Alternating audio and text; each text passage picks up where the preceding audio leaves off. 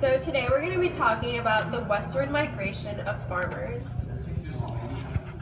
So before westward expansion, farmers were mostly located in the south and were extremely poor due to post-Civil War effects. They were located in rural areas and had little technology to modernize with the north. They also had no economic stability due to the environmental effects and factors of Mother Nature. So the motivation for westward expansion was that farmers left the soil infertile from their soil butchery over the years, and this led to them wanting to go west and finding new land to farm on. Also, there was a boom in population with more immigrants coming into America, and although they went to more urban areas, this also led the need for more space and for farmers to go west as new opportunities presented themselves. So the harms toward the farmers is that many of them came west due to the Homestead Act of 1862, but they were faced with many difficulties. A major one was with the railroad companies, and they were being really screwed over by these big monopolies because they required farmers a higher price to ship their goods across the nation.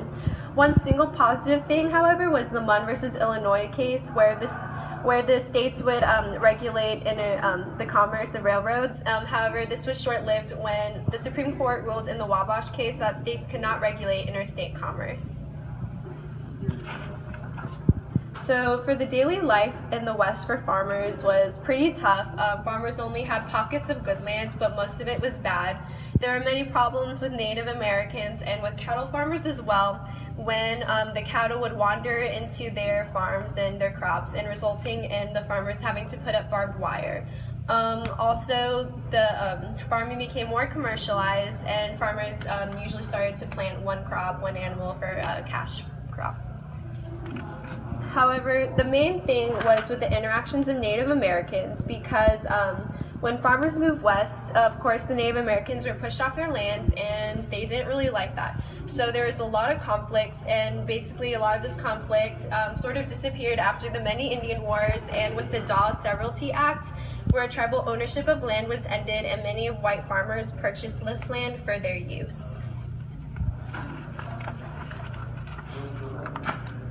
So in the short term, farmers prospered with this new land for agriculture, and they also had hunting opportunities as well.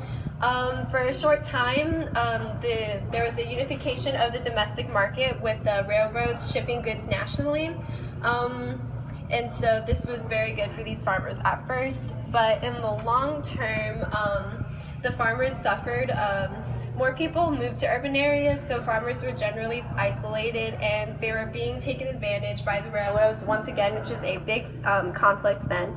But this led to the Grange movement, and this was the first time that farmers united for a common cause, and this continues on to the Farmers Alliance and into the Populist Party, where a main advocation was for farmers' rights.